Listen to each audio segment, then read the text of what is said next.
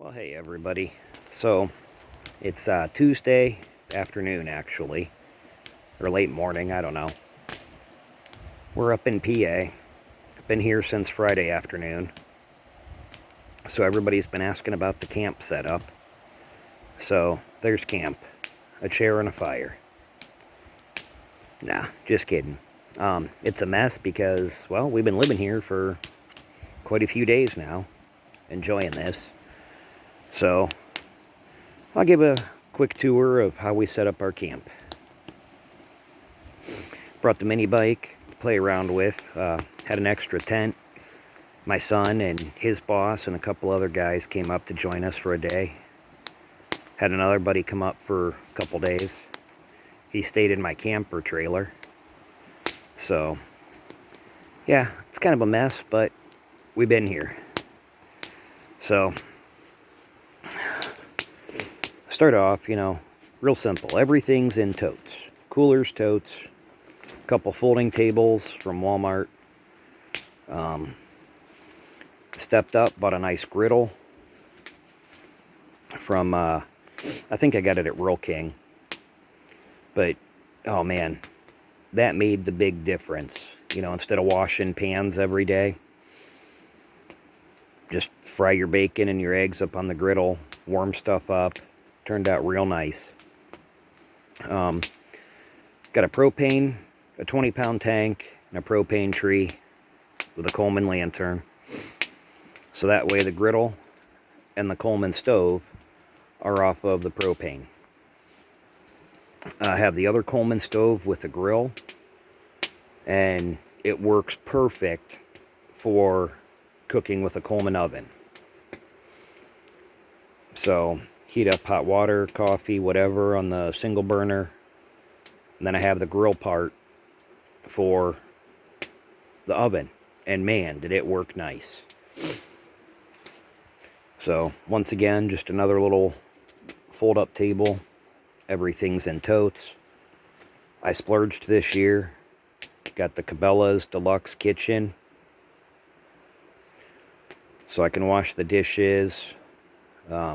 Man, it's nice. It's got a lantern holder, paper towel holder. There's even another table that folds out, but just the way this is set up, didn't need it. Keep a food box, keep our bread in a tote. A couple jugs of water. I use a bucket to catch the soapy water and everything.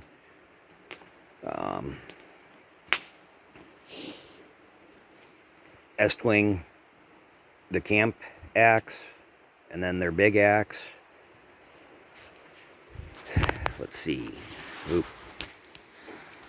If I turn this, okay, now you can see. Just a cheap awning. I tarped it in tight on two sides. I put the silver one behind the lantern and the stoves. So I used a smaller tarp so that you had the corners, but the silver reflects the light back into the kitchen. So it worked out really nice. And you get fresh air. It's not trapping the carbon monoxide and the smoke. So, like I said, we brought the mini bike. It's fun to tootle around on. We're camping right on the creek. We are in the mountains. Caught some trout. It's been a great weekend. Okay, so over this way. It's a 2-stall potty tent. The floor is netted, so we use it for the shower. I have the Zodi battery-powered pump. So I heat up 2 kettles of water, put them in a 5-gallon bucket, fill the rest of it up with cold water, and I can take a hot shower up here. I also have the Camp Chef propane-fired water heater shower unit, but I haven't set up the camper to power that yet. And I didn't set this up, the whole camp layout, the way that I wanted to yet. Everything's just a trial. Let me back up a minute. So the Kodiak canvas, I sewed in the stove jack, so you can see the stovepipe sticking out. With the awning, I tarped in one side. I need a clip. Should have brought one of those little spring-loaded clamps. But it makes a nice little porch. You know, extra stuff has stayed warm and dry. Well, not so much warm, but it stayed dry. Inside, it's a little messy, but got the little wood burner. Oh man, last night it was still in the 50s when I lit the fire. I lit it about 9. Man, by 11:30, I had to open the windows and get out of the sleeping bag. It was that hot. The sleeping bags are the Coleman Big Game, canvas outside, cotton flannel inside. They're rated down to -5 degrees. Totally worth it. They're heavy. I mean, this is definitely car camping, not backpacking, but they were warm. Got a little table. My clothes are piled up. Got room for a duffel bag on the side. For the stove, I'm using the pre-pressed little wood blocks. Makes it easy. 2 blocks last you 2.5 hours. So heat it up before bed, start it again in the morning to knock the chill off, and it stays warm in here. For a cot, it's called the Easy Bed. It's an air cot. The nice thing about this, well, it runs off a 110, household current.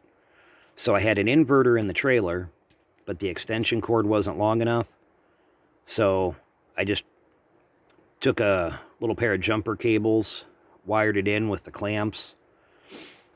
I hooked it up to the battery of the Explorer and came up to the back side, plugged in the extension cord, and I powered up the airbed. Coleman makes a camp cot airbed also that you could probably fill with the little Coleman battery pump or 12-volt pump. But this one's nice. And it inflates itself, and it just unfolds like a spider. And it also deflates itself, so all you have to do is zip up the sides. So, really comfortable. We've been here since Friday night, and I had to air it up last night. Just add a little air to it because it was slowly going off. Now, the stove, this little one I ordered off of Amazon, the pipe goes straight up, and it only gives you a 2-inch chimney. So it's actually like 1 7/8. So I took a piece in, and I was playing at the auto parts store. So I got a 45 for it, and I have a reducer, 1 7/8 to 2-inch, and then I slipped on the 45, and then the stovepipe slides right into the 2-inch. And that's how I was able to get it out of the stove jack. So when I did this stove jack, as you can see, I double stitched it. I started with the outside, and I used the Velcro for the cover as my template. I stitched the outside, and then I stitched around on the inside, and then from the inside stitch is where I cut the canvas, as it gave me a template. So